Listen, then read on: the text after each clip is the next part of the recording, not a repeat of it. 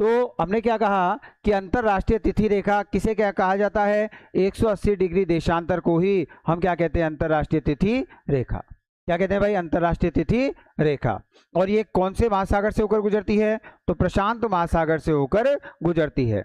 Bearing जल संधि अंतरराष्ट्रीय तिथि रेखा के समानांतर है। ठीक है, इसको समानांतर मत लिखना कि ये जो बेरिंग जल संधि है, यहाँ पर बेरिंग जल संधि है, ये जो अंतरराष्ट्रीय तिथि रेखा है यह बेरिंग जल संधि से होकर गुजरती है, बेरिंग जल संधि से होकर गुजरती है।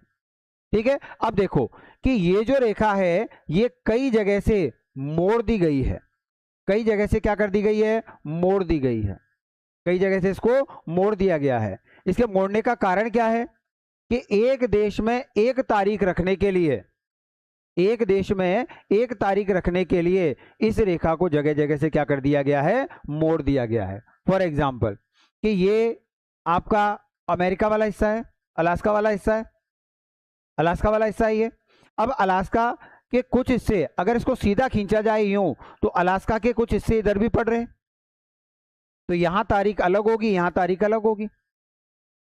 यहां तारीख जैसे आज 23 है, तो यहां पर तो 23 है और यहां पर 22 ही होगी, यहां पर कितनी होगी, 22। तो एक देश में समान तिथि रखने के लिए इस रेखा को कई जगह से क्या कर दिया गया है, मोड़ दिया गया है।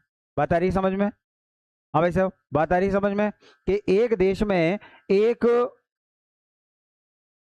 तारीख रखने के लिए इस रेखा को क्या कर दिया है, जगह जगह से मोड़ दिया गया है। क्लियर है, तो इसमें तो कुछ है ही नहीं, लिखने के लिए कुछ है ही नहीं, ऐसा तो है ना। तो यही ध्यान रखना कि अंतरराष्ट्रीय तिथि रेखा कौन सी है, तो 180 डिग्री